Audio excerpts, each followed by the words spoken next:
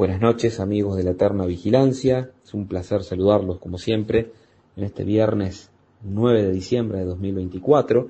Uno de los temas que están en la agenda, sin dudas, es la cumbre que se desarrolló en Montevideo y el acuerdo de la Unión Europea, el Mercosur, que abre las puertas a algo que siempre es beneficioso, como son los acuerdos de comercio entre las naciones, ¿no? La presidencia pro tempore del Mercosur la asumió el presidente argentino, el señor Milei, que tuvo algunas palabras que claramente, conceptos que claramente compartimos, ¿no?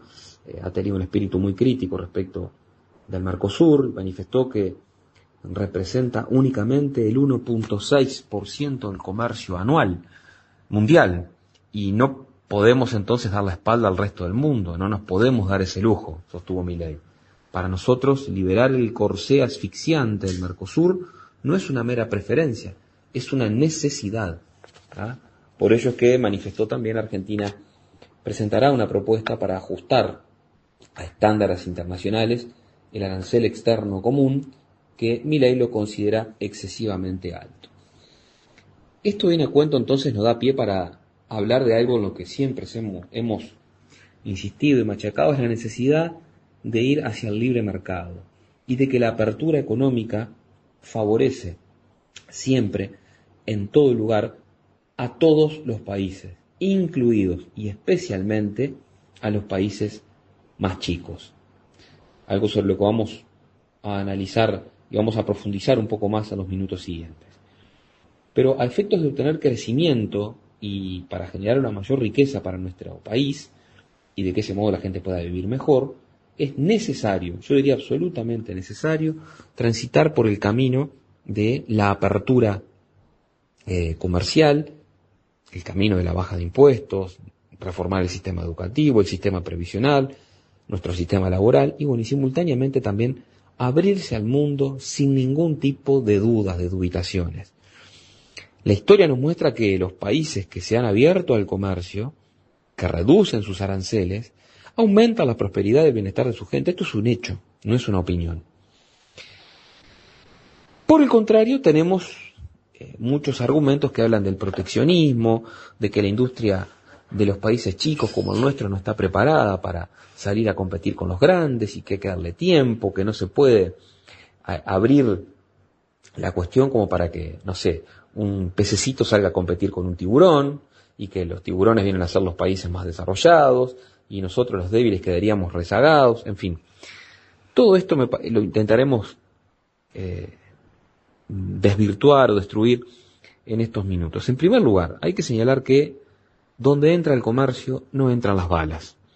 A lo largo de la historia, el comercio ha constituido un instrumento de paz social que permitió el crecimiento de los países.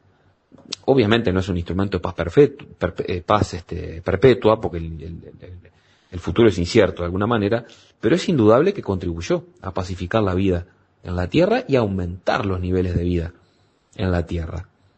Permitió el desarrollo de ciudades, sobre todo en los comienzos, las ciudades puerto, que fueron las primeras en experimentar el desarrollo gracias al comercio.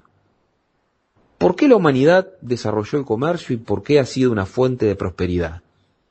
Bueno, esto encuentra la respuesta en diferentes preferencias y necesidades de todos los seres humanos, porque cuando las habilidades son diferentes, el intercambio lo que hace es aumentar la productividad. Cuanto más distintos somos, cuanto más cosas distintas hacemos, mayor es el beneficio por comerciar.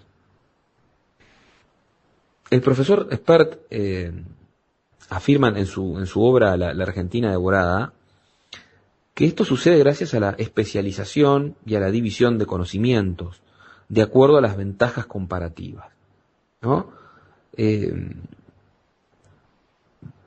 Pongamos este ejemplo, ¿no? Pensemos, por ejemplo, en la plataforma Mercado Libre, por poner una, ¿no?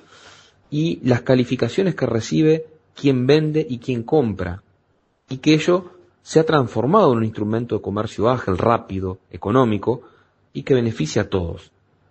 Pensemos que tiene además la ventaja, que es la de que se le puede poner valor a cosas que ya no nos interesan. Algo que para nosotros tiene valor cero y que está durmiendo en algún cajón por ahí perdido en nuestra casa o en algún galpón, esto hace que como las preferencias son distintas, porque somos seres distintos, algo que para mí que no representa nada, que ya no uso y cuyo valor es cero, colocándole en una plataforma de estas, como la que hablé, o en cualquiera otra, y en la medida que esté dando satisfacción a la necesidad de alguien, le puedo asignar valor. En esa situación gana el que vende y gana el que compra, porque está adquiriendo lo que necesitaba.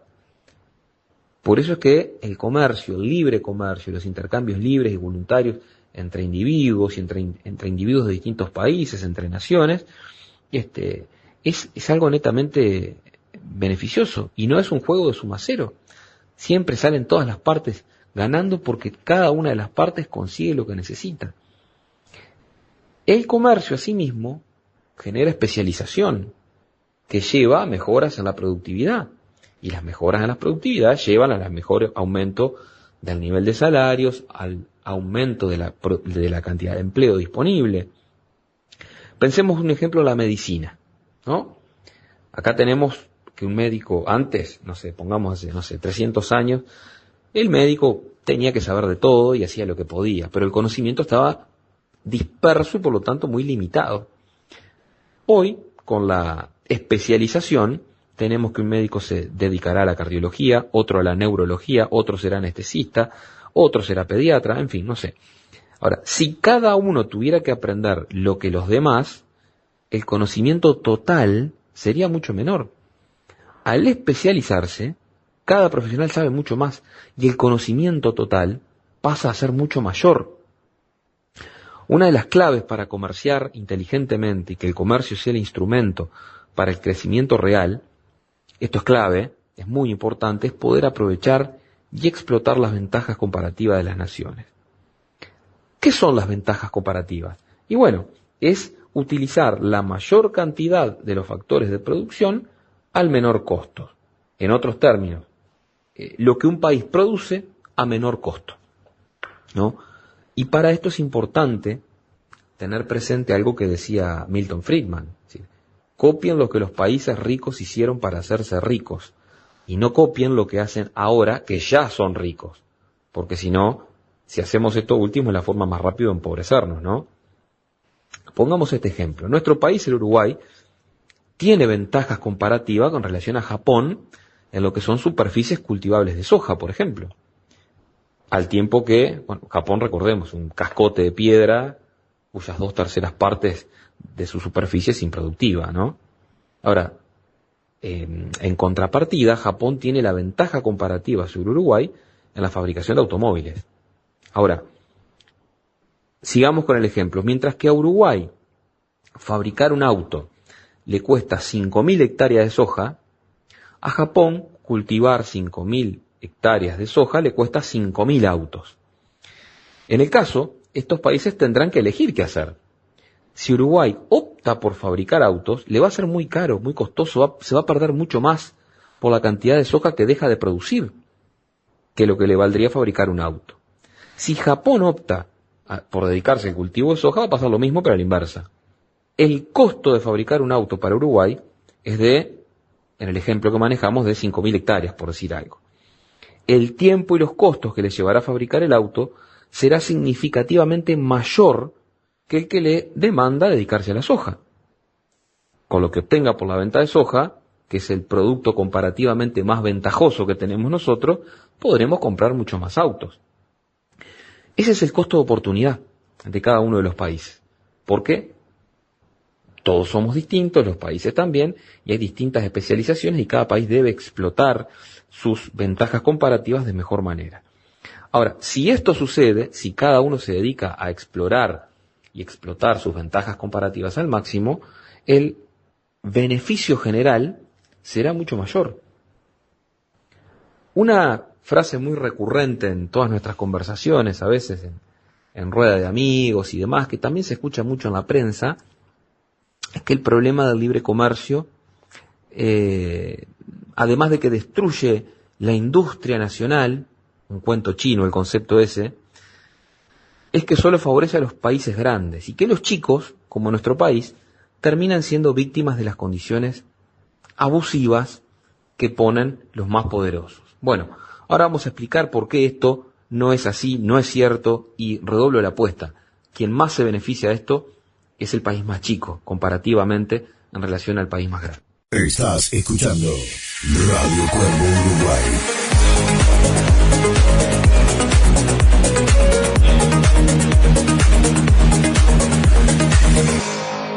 radiocuervouruguay.com.uy. Esto último que decía es lo que se conoce como la paradoja de Stuart Mill. Esto es de que los países chicos se benefician más del comercio que los países grandes. Acá voy a citar un ejemplo que pone José Luis Espert en la Argentina Devorada, que me parece que es muy gráfico. Dice Espert: imaginemos una isla pequeña con 100.000 habitantes, muchos cocos y una vaca. Los abundantes cocos no valen nada y todos se desesperan por un bife de la pobre vaca.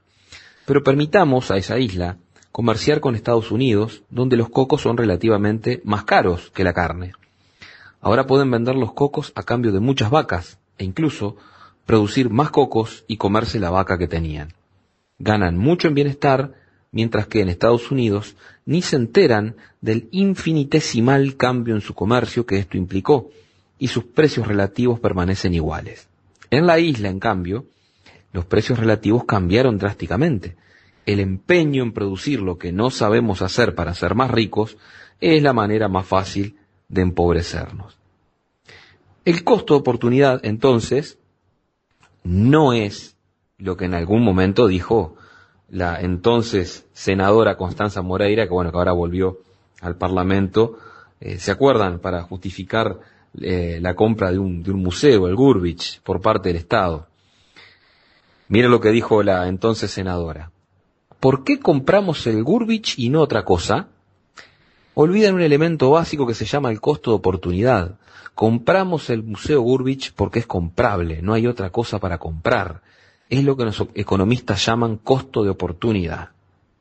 Bueno, el disparate mayúsculo, el grosero desconocimiento de la materia, creo que nos tiene que eximir de comentarios, ¿no? Esto sumado además la friolera de $700.000 que costó la jodita esta, ¿no? Pero bueno, recapitulando. El libre comercio siempre va a beneficiar a los países, y la prueba de ello es que aquellos que lo practican, aquellos que tienen menos trabas estatales, menos aranceles, son mucho más prósperos y con niveles de bienestar muy superiores. Según el Fraser Institute, este think tank canadiense, las naciones que son económicamente más libres superan a las naciones no libres en indicadores de bienestar. Y acá podemos ver algunos tips que da este instituto que me parece que son muy relevantes y que abonan esta tesis de fomentar el libre comercio. Primero, las naciones económicamente libres, el ingreso promedio del 10% de la gente más pobre es 2/3 más alto que el ingreso promedio de las naciones menos libres. Segundo, en las naciones económicamente libres, el 1,8% de la población experimenta pobreza extrema, en comparación con el 27,2% en las sociedades menos libres, económicamente menos libres. Tercero, la mortalidad infantil es de 6,7 por 1.000 nacimientos vivos en las naciones más libres, en comparación con 40,5 de las económicamente menos libres. La esperanza de vida es de 79,4 años en comparación con 65,2 años. Hay otros resultados también que son más positivos en las naciones económicamente más libres, que en las que carecen de libertad económica. Por ejemplo, las libertades políticas y civiles son considerablemente más altas en las naciones económicamente libres que en las naciones no libres. Los niveles de felicidad, incluso, sostiene este informe, son mucho más altos en las naciones económicamente libres.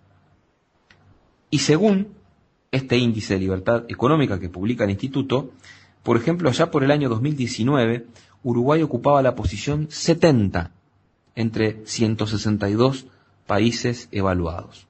Siempre en la mitad de la tabla, ¿no? Y ahí se discriminan, bueno, una suerte de indicadores que remito a quienes les interesa el tema, ir a la página www.fraserinstitute, así se escribe en inglés, .org, y ahí pueden acceder a toda esta información. Ahora bien, ¿por qué las naciones entonces son ricas? ¿Y por qué las naciones ricas son ricas y por qué las pobres son pobres?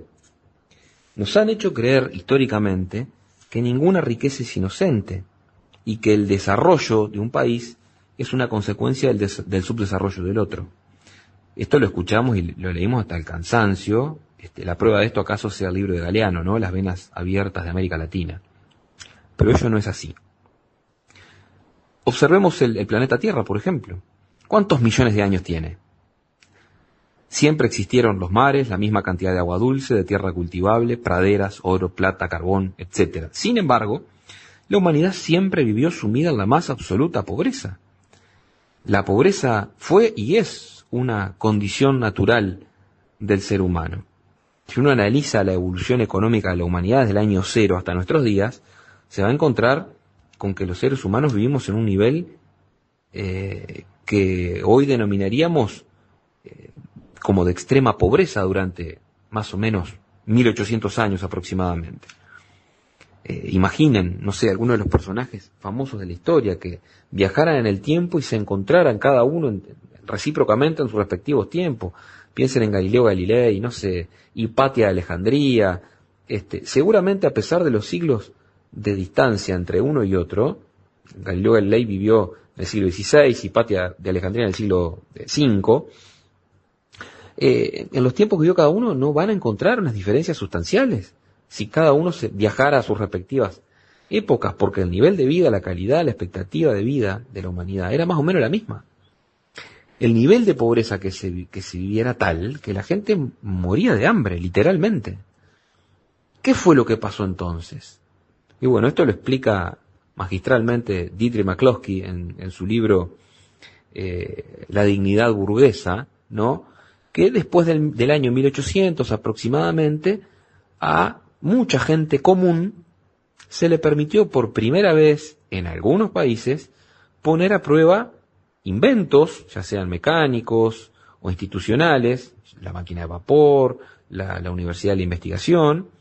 Eso permitió, cuando lo lograron, muchas personas pobres se convirtieron en burgueses. Ese poner a prueba fue permitido por el liberalismo, la nueva doctrina que a partir del siglo XVIII empezó a abrirse camino en el mundo y que Adam Smith llamó el sistema obvio y simple de la libertad individual, y que se fue expandiendo a todo el mundo y que registró los índices de crecimiento y de bienestar material de la humanidad, un crecimiento exponencial que felizmente no tiene límite. Pero eso fue lo que pasó, ¿no? Es decir, por eso es que son tan importantes los marcos institucionales, el respeto por la propiedad privada, lo que permitió este desarrollo de la humanidad. Eso fue lo que generó, es el ambiente, ¿no? El espíritu de época, las condiciones para dejar florecer el genio de la humanidad y respetar el producto de ese desarrollo a través del reconocimiento y el respeto de la propiedad privada. Porque las ideas importan, y mucho, y esto es importante. Lo relevante, entonces, es la actitud creadora, el genio puesto a las cosas. La riqueza, entonces, debe ser creada, puesto que no surge, no está flotando en el aire, y mucho menos tiene que ser redistribuida, eso es un disparate. Los países ricos no lo son por sus riquezas naturales, ¿no? Como siempre decimos, veamos Venezuela, veamos Argentina, hasta hace un año y pico, tierras bendecidas por la naturaleza y que han transitado caminos de decadencia económica y cultural desde hace muchísimo tiempo, que los ha llevado a la pobreza, ¿no? La antigüedad tampoco es una condición de riqueza. Yo qué sé, con este ejemplo, Egipto debía ser potencia mundial, por ejemplo.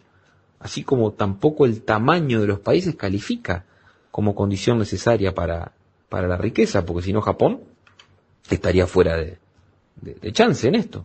Es una cuestión de actitud, es una cuestión de marcos institucionales. La explosión del avance de la humanidad de los últimos, 200 años, encuentra su explicación en el origen del libre mercado, de la libertad, del respeto por la vida y la propiedad privada. Quisieron, desde entonces y día a día, que el mundo sea cada vez un mejor lugar para vivir. Estás escuchando Radio Cuervo Uruguay.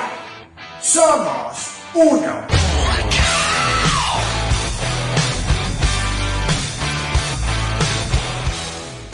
Decía Adam Smith que un país que no tiene minas propias debe indudablemente obtener su oro y plata de países extranjeros de la misma forma que uno que no tiene viñedos para obtener vinos. No parece necesario que la atención del gobierno deba ocuparse más de un asunto que del otro.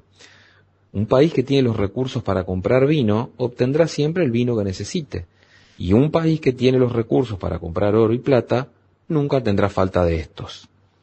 Se los compra por un cierto precio, como cualquier otro producto, y como son el precio de todos los otros productos son el precio de los metales.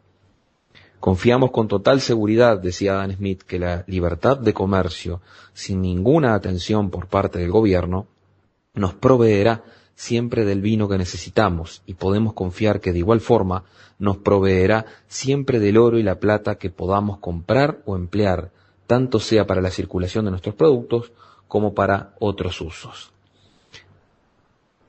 De ahí la importancia de abrirse al comercio, al sistema de libre mercado y hacerlo con todo el mundo. Pero para generar naciones prósperas es fundamental que existan los incentivos, los marcos institucionales. Los países crecen porque son más productivos, porque existe una relación directa entre el capital material o físico, las maquinarias, por decir algún ejemplo, y el capital humano, un pueblo educado. De esta yuxtaposición de estos dos factores de producción solo salen cosas buenas. ¿Por qué los países ricos tienen más factores de producción, capital y trabajadores?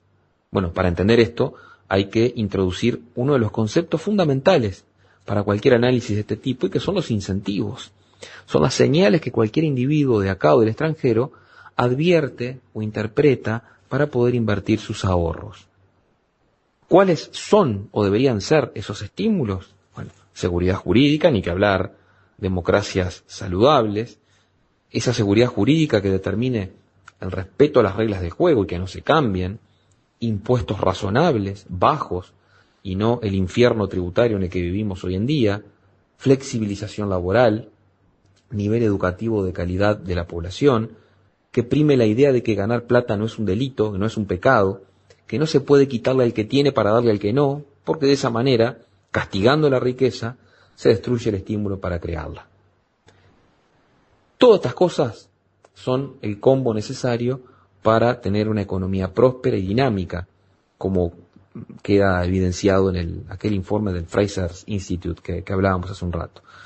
Todo esto llevará a que haya más consumo, como le gusta decir a los políticos, pero para que haya consumo, antes necesariamente deben existir incentivos que permitan, primero ahorrar para acumular capital, para luego invertir, para luego de ello ganar dinero y consecuentemente dar trabajo y por lo tanto hacer crecer a los países y hacer crecer la economía.